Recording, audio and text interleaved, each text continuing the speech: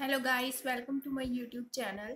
तो यहाँ पर मैं जो है +1 +2 अकाउंटेंसी का होल सिलेबस कवर करवा रही हूँ। आज हम चैप्टर कर रहे हैं, हमने चैप्टर स्टार्ट किया है लेसन 7 +1 अकाउंटेंसी का। ठीक है, तो कैश बुक चैप्टर का नेम है।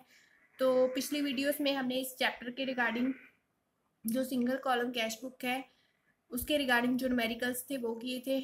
आज हम करेंगे 2 कॉलम कैश बुक। ठीक है, तो चलिए स्टार्ट करते हैं। अगर वीडियो हेल्पफुल लगे तो वीडियो को लाइक करें, शेयर करें और आगे शेयर करें और चैनल को सब्सक्राइब करें। ठीक है, तो चलिए स्टार्ट करते हैं। तो आज हम करेंगे 2 कॉलम कैश बुक। तो यहाँ पर न्यूमेरिकल है वो मैं आपको बताऊंगी कि कैसे सॉल्व करना है। ठीक है, तो यहाँ पर जैसे हमने सिंगल कैश बुक की है उससे थोड़ा सा डिफरेंस है, ज़्यादा नहीं है, सेम ही है, परफॉर्मा सेम ही। यहाँ पर एक हमने बैंक का कॉलम है और एक ऐड कर देना है। ठीक है, तो जैसे जो स्मॉल बिजनेस होते हैं वो तो अपनी जो ट्रांजेक्शन्स होती हैं वो कैश में ही करते हैं नॉर्मली। मतलब कई बिजनेस होते हैं जो मिडिल लेवल के होते हैं, जहाँ जो मतलब ज़्यादा बिग होते हैं बिजनेस, वो अपनी ट्रांजेक्शन्स बैंक और कैश दोनों में ही करते हैं। तो इसलिए हमें अब 2 कॉलम कैश बुक में कैसे एंट्रीज डालते हैं वो हम आज सीखेंगे। ठीक है, तो चलिए स्टार्ट करते हैं। फर्स्ट है कमेंस्ड बिजनेस विद कैश ₹50,000। तो ये विदाउट GST है। ठीक है, तो इसकी एंट्री क्या होगी? Cash account debit to capital account. तो यहाँ पर एंट्री क्या आ जाएगी? जनवरी 1 to capital account.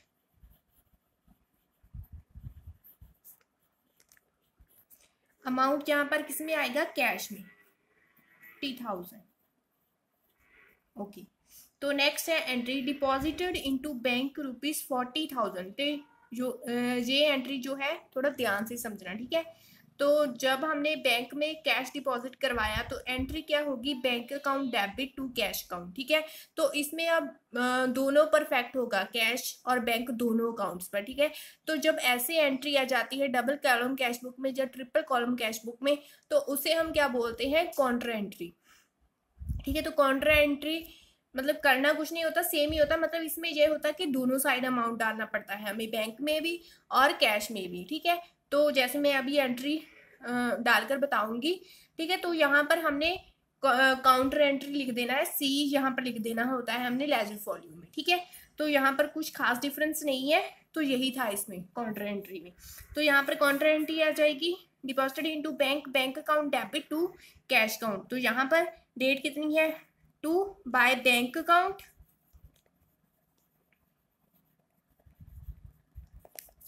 To cash account. तो दोनों साइड एंट्रीज आएंगी। ठीक है, to cash account by bank account, date same है। तो यहाँ पर हम लिख देंगे C, मतलब काउंटर एंट्री। तो यहाँ पर भी C लिख देंगे। ठीक है, तो यहाँ पर जो बाय बैंक आया उसमें हम कैश कॉलम में अमाउंट डालेंगे 40,000, बैंक में नहीं डालेंगे। ठीक है, तो यहाँ पर जो टू कैश अकाउंट आया यहाँ पर हम बैंक के कॉलम में डालेंगे। तो इस तरह से हमने ये एंट्री डालनी है। ठीक है, तो आई होप कि आपको समझ में आया होगा कि कैसे डालनी है। तो नेक्स्ट है हमारे पास received cash from Mohan ₹950 in full settlement of a debt of ₹1,000। तो यहाँ पर जो है डिस्काउंट वगैरह भी दिया है, लेकिन हम इसमें डिस्काउंट शो नहीं करेंगे। हम इसमें जो पूरा अमाउंट है वो ही डालेंगे, क्योंकि डिस्काउंट आगे हम जो ट्रिपल कॉलम कैश बुक करेंगे उसमें एक डिस्काउंट का अलग से कॉलम बनाएंगे, उसमें हम डिस्काउंट वगैरह शो करेंगे। ठीक है, तो अब यहाँ पर हम जो है 2 कॉलम कैश बुक कर रहे हैं, तो यहाँ पर डिस्काउंट का नहीं आएगा। ओके, तो एंट्री क्या होगी? Received cash from Mohan. तो एंट्री क्या होगी? Cash account debit to Mohan account, जनवरी 3।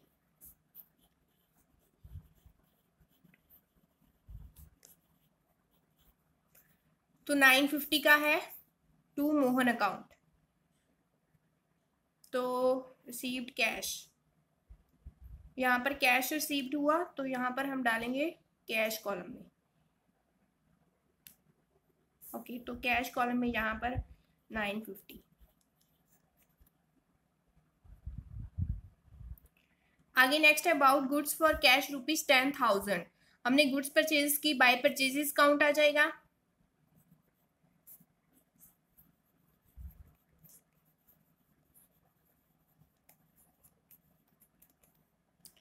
तो ये कहाँ आएगा? कैश कॉलम में, ये भी आ जाएगा बाय परचेजेस अकाउंट।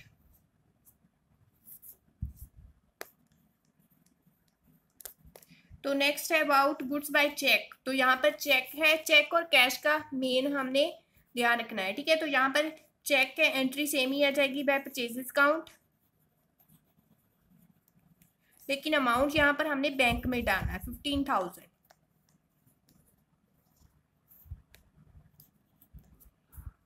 ओके, तो नेक्स्ट है sold goods by cheque ₹20,000 and deposited into the bank the same date. तो हमने जो गुड्स थी वो सेल की थी, उसका चेक हमें मिला 20,000 का and deposited into the bank the same date. तो यहाँ पर क्या आ जाएगा, टू सेल्स अकाउंट।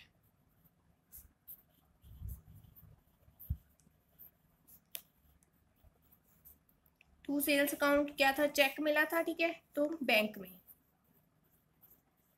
ओके, तो यहाँ पर एक बात और है, and deposited into bank the same date. अगर मतलब हमने जो चेक के रिगार्डिंग टू एंट्री कर ली टू सेल्स अकाउंट, हमने जो चेक रिसीव किया, ठीक है, तो अब उन्होंने जो है डिपॉजिट करवा दिया बैंक में सेम डे पर। अगर सेम डे पर डिपॉजिट करवा दे तो इसके रिगार्डिंग कोई एंट्री नहीं आएगी, ठीक है। लेकिन अगर डिफरेंट डेट को वो डिपॉजिट करवाते हैं जो चेक है, उसके रिगार्डिंग फिर हमें डबल एंट्री डालनी पड़ेगी, ठीक है।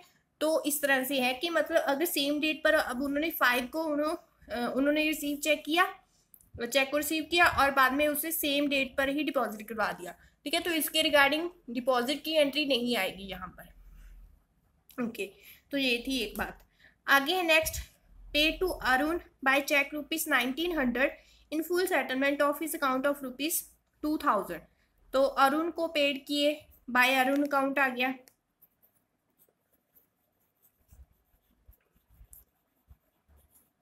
कितना पे किया, चेक के थ्रू 1900, तो 1900 बैंक में आ जाएगा। ओके, तो नेक्स्ट है draw from bank for office use ₹1000। तो ड्रा करवाया ऑफिस यूज के लिए, तो ऑफिस यूज के लिए हम तो ऑफिस के पर्पज से ही करेंगे cash account, debit to bank account, ठीक है। तो इसकी भी काउंटर एंट्री आ जाएगी, cash account debit to bank by cash account.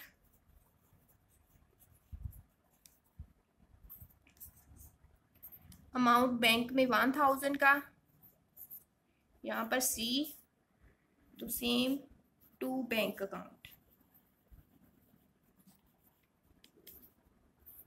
Amount यहाँ पर कैश में। ओके, तो आई होप के सभी एंट्रीज हो गई हैं, ठीक है। तो हमने सभी एंट्रीज को कर लिया। तो इसमें मेन यही था समझने वाला कि काउंटर एंट्री को कैसे डालना है, और चेक और कैश के रिगार्डिंग अगर कोई ट्रांजेक्शन है तो उन्हें कैश और चेक कॉलम में डालना है, ठीक है। तो और कुछ नहीं था। ओके, तो यहाँ पर अब हमने एंट्रीज डाल ली, यहाँ पर हम अब टोटल कर लेंगे, ठीक है। तो यहाँ पर टोटल आया हमारे पास, यहाँ से टोटल आ गया हमारे पास, बैंक और कैश और बैंक कॉलम का अलग अलग कर लेंगे, ठीक है। तो यहाँ पर टोटल आया डेबिट साइड का 51,950 और बैंक का आया 60,000। यहाँ पर कितना आया बाय बैलेंस CD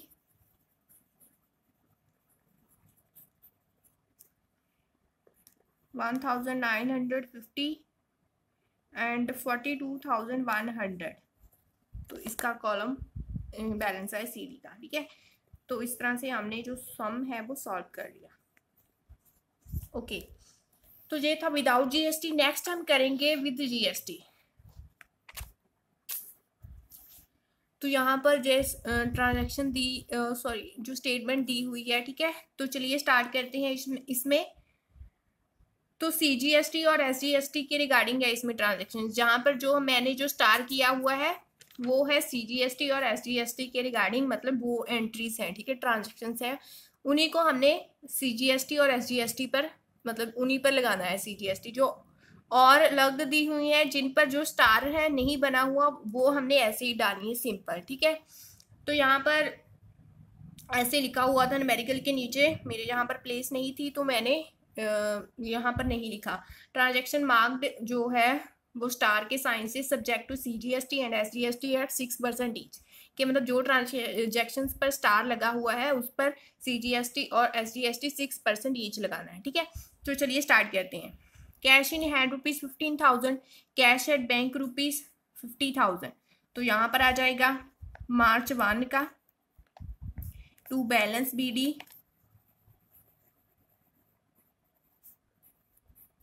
कैश कितना है 15,000, बैंक कितना है 50,000।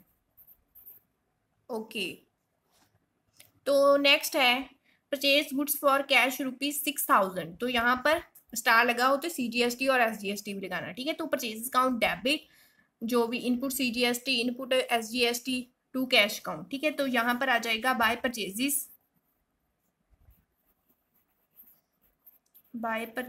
Account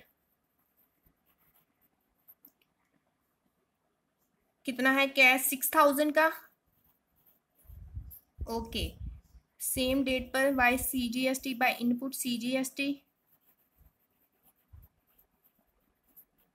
by input SGST। तो 6,000 पर 6% लगा के हमारे पास है 360। ओके, तो नेक्स्ट है हमारे पास एंट्री डिपॉजिटेड इनटू बैंक। तो काउंटर एंट्री होगी bank account debit to cash account, ठीक है। तो यहाँ पर लिखेंगे by bank March 5 by bank, counter entry है कैश में डालेंगे 5,000, यहाँ पर टू कैश,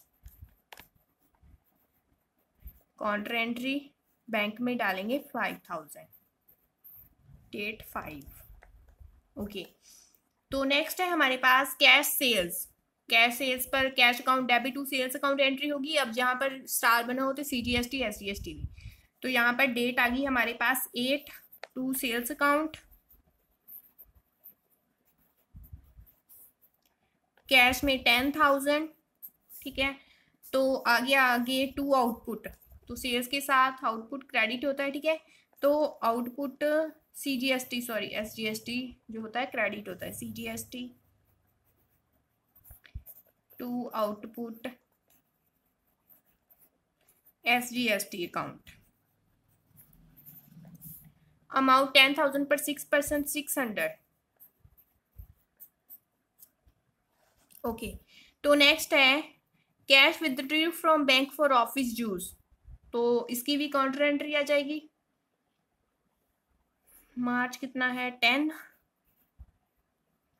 कैश जो है विथड्रॉ करवाया cash account debit to bank, by cash account आ जाएगा,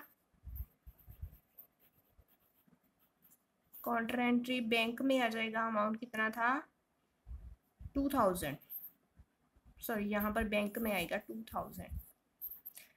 तो आगे है यहाँ पर 10 को to bank account 2,000 cash. Okay, तो next entry received cash from Damini ₹3,000 allowed है डिस्काउंट ऑफ ₹100। तो रिसीव्ड के दामिनी से 2 आ जाएगा दामिनी, डेट कितनी है 12 टू दामिनी,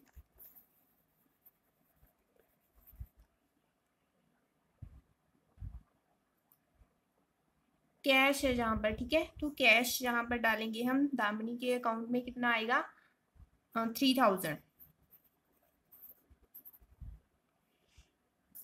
आगे received cheque from Dolly ₹2,000 deposited in the bank on the same day allowed discount. तो यहाँ पर 2 आ जाएगा डॉली,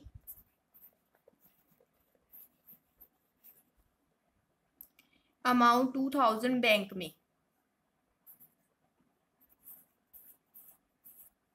ठीक है। तो सेम डेट पर डिपॉजिट करवा दिया तो कोई एंट्री नहीं आएगी। आगे है received A post dated cheque from Deepak ₹5,000। Post dated cheque क्या होता है कि मतलब फ्यूचर की डेट उसमें डाली होती है। अभी हमें जो चेक है मतलब अभी हम उसकी जो पेमेंट है वो पेमेंट नहीं ले सकते, जहाँ मतलब पेमेंट उस टाइम पर पे नहीं होती, आगे जो फ्यूचर की डेट लिखी होती है उस पर डाली होती है, उस पर ही हमें जो है वो पेमेंट रिसीव होती है, ठीक है। तो अभी हमें इसकी एंट्री कोई नहीं डालनी, ठीक है, क्योंकि अभी हमें जो है पेमेंट वगैरह अभी रिसीव नहीं होगी।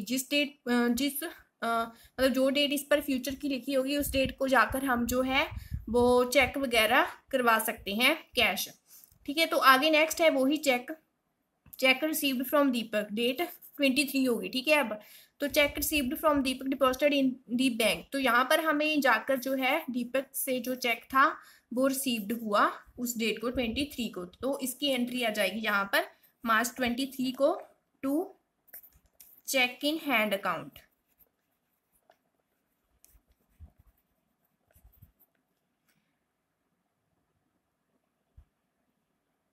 $5,000। ओके, तो नेक्स्ट है pay to Chander by cheque ₹2500, he allowed discount of ₹125, तो यहाँ पर आ जाएगी 24 बाय चंदर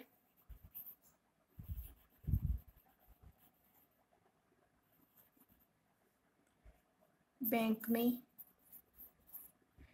तो नेक्स्ट है withdrew from bank for personal use, तो काउंटर एंट्री आ जाएगी, ठीक है। नहीं सॉरी, पर्सनल यूज के लिए, पर्सनल यूज हो गया ड्राइंग्स वगैरह जो हमने, तो बाय ड्राइंग्स अकाउंट आ जाएगा, काउंटर एंट्री नहीं होगी, ठीक है। अगर ऑफिस यूज के लिए होगा तो काउंटर एंट्री होगी, पर्सनल यूज के लिए ड्राइंग्स आ जाएगा by drawings account.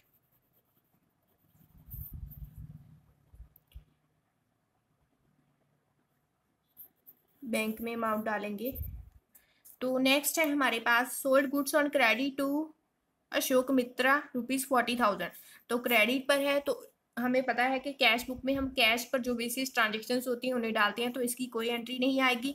Purchased goods on credit, तो ये भी क्रेडिट है, इसकी कोई एंट्री नहीं आएगी। Receive cheque from Ashok Mitra ₹2,000 deposited into the bank, तो यहाँ पर आ जाएगा टू अशोक मित्रा, रिसीव किया चेक 31 को।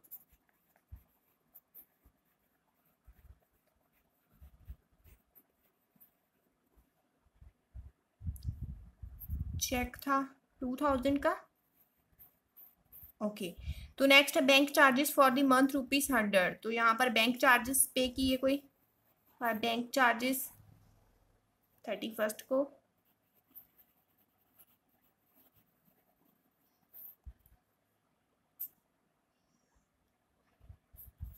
बैंक चार्जेस है तो बैंक के थ्रू ही पे होगी, ठीक है। तो यहाँ पर हमने सभी एंट्रीज को डाल लिया, अब हम टोटल कर लेंगे। टोटल इसका आया हमारे पास डेबिट साइड का 31,200, 64,000, तो यहाँ पर माइनस करके बैलेंस आया हमारे पास बाय बैलेंस CD